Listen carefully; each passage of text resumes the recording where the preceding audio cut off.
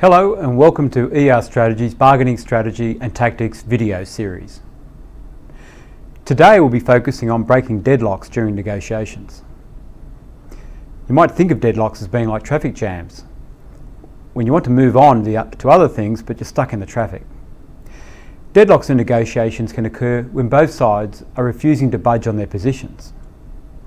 If you've ever experienced a deadlock during negotiations, you probably know how frustrating they can become. When proceedings are stalled or become drawn out, or perhaps worse still, break down completely, perhaps with industrial action as a consequence. Deadlocks can be caused when parties become entrenched in their positions, perhaps due to some emotional blockage, such as a damaged reputation or some big ego that's not being serviced. Deadlocks can even be tactical, to stall and draw out proceedings. Deadlocks are very challenging to overcome and can be stressful if you're working to a deadline. So how can you overcome deadlocks? Research by Kolb and Anderson of the Harvard Business School has identified 3 types of strategies to break through deadlocks in negotiations. The first strategy is to use power moves. Power moves should be used when the other party doesn't see the need to negotiate. Power can be addressed by putting a price on the status quo. For example, using incentives which emphasise the value of negotiation by creating a win-win situation. We continue to be amazed that employers fall for the mistake of agreeing to union claims to backdate wage increases to the expiry of their last agreement. Whilst that might appear the moral thing to do, it also means employees will continue to bank future wage increases whilst negotiations are ongoing. In effect, employees are being paid not to agree.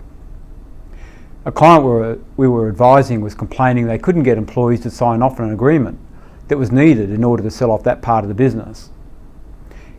After asking questions, we discovered that they had a practice of always backpaying increases from the end of the previous agreement. The solution? Tell your employees and their unions that you're withdrawing the practice of backdated wage increases. Whilst in fairness, you might do that prospectively. For example, you tell them there will be no further accrual of back pay from now on, or you might set it off in the future that if you don't agree by a certain deadline, then there's no wage increase backdated. You're still sending a clear message that there is a cost to not agreeing to the proposal before them. The second method for breaking deadlocks is process moves. Process moves include changing decision-making strategies which might be overpowering the negotiations. For example, that a party has committed to a certain position which they can't alter whilst the other party is present in the room. We've found we can sometimes use process moves to break a deadlock, perhaps by suggesting the other side take a break in their discussions to give them a chance to reconsider their position.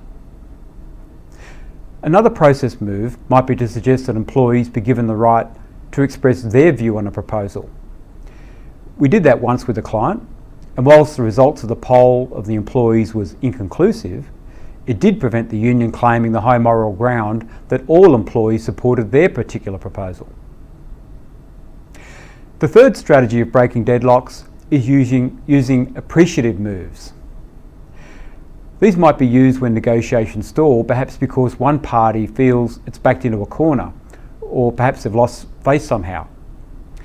An example of an appreciative move might include asking the other party for their perspective, perhaps let them air their concerns or offer other alternatives, which could include offering some sort of small face-saving concession to them. More than once we've let the other side in a negotiation and announce agreement to their constituents to let them put their spin on an otherwise barely beneficial outcome. To wrap up then, today we've covered how to break deadlocks during negotiations. We identified 3 effective types of strategies to break deadlocks: power moves, process moves, and appreciative moves. If you'd like more information on bargaining tactics, would like our assistance in your negotiations, contact us here at enterprisebargaining.com.au. Thanks for listening and good luck with your negotiations.